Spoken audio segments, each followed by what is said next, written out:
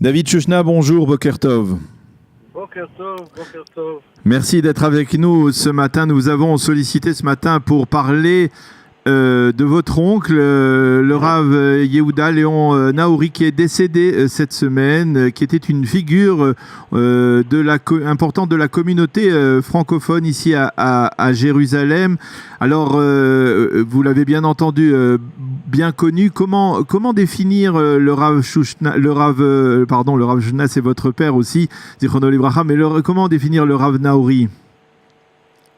Je crois que, un peu comme toute personnalité complexe, le résumé, c'est un peu offenser sa mémoire, mais quand même, on peut traiter de quelques traits importants de son caractère et de sa personnalité, et surtout de son action. Je crois déjà pouvoir dire qu'il a été le fidèle élève et disciple de son père, Rabbi Rachamim Naouri. Le Rav Rachamim Naouri, Zecher Tzadik Libracha, qui était à la fois un homme extrêmement érudit, mais également à l'écoute absolue de son prochain, et capable de communiquer avec toute personne sans aucun préjugé, et prêt à lui offrir tout l'amour que son Créateur lui demande d'avoir pour son prochain. Et Rabbi Yehuda a suivi cette vision du judaïsme avec une grande fidélité. Il a une vie assez intéressante. Si vous voulez, on peut en parler quelques minutes. On peut en parler. Il a quitté l'Algérie, le jeune homme, après 20 ans. Il a fait ses études de droit jusqu'au doctorat en France. Et vers 30 ans, il a fait sa Aliyah.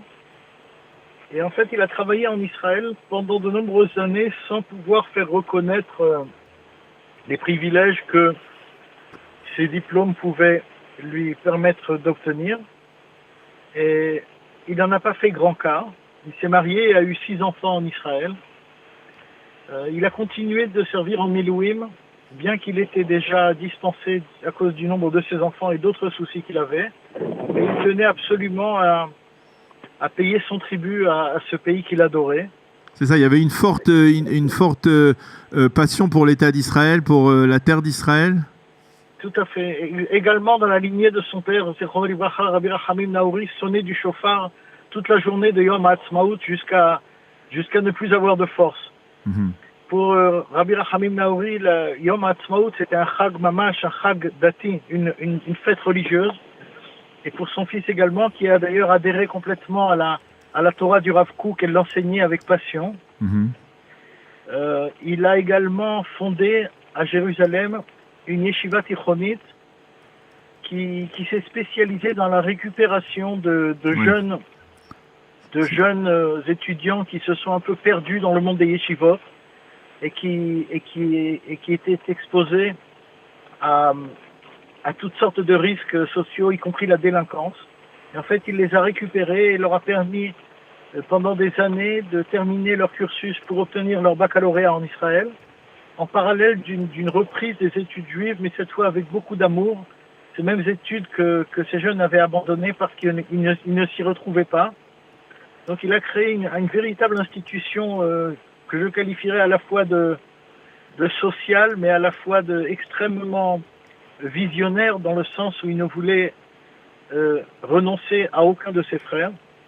Mm-hmm. Et je crois que c'est quelque chose qui l'a accompagné tout au long de sa vie. Je crois aussi que le judaïsme français a perdu une figure importante dans le sens où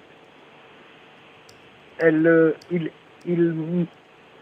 savait à la fois manier l'érudition, la halacha et la fidélité à la Torah, avec un grand amour et une approche simple de son prochain. Et surtout, il s'inscrivait dans l'action continue. Et il a pu, tout au long de sa longue maladie, il a réussi à continuer à faire à chaque fois ce qu'il pouvait. Il n'a à aucun moment renoncé. Et je crois que c'est ce qui le caractérise le mieux c'est qu'il s'inscrivait toujours dans une action saine, fidèle, pour promouvoir Am Israël, Be'eretz Israël. Alors David, dans la poursuite de cet hommage que vous venez de rendre à votre oncle, le Rav Yehuda Naori, je voudrais vous demander de nous livrer un enseignement sur cette paracha, comme nous le faisons chaque vendredi, le mot de la paracha sur Studio Kalita, une paracha qui est tout à fait particulière, un Shabbat qui est tout à fait particulier, je le disais tout à l'heure, trois Sifrei Torah, nous sortirons 3 Sifrei Torah demain puisque c'est Shabbat Hanouka et Shabbat Rosh Chodesh également. Quel enseignement peut-on tirer justement dans la lignée, dans la poursuite des enseignements livrés par le Rav Yehuda Naori? Alors j'aimerais vous parler des rêves de Pharaon, de leur interprétation et du concept de vérité.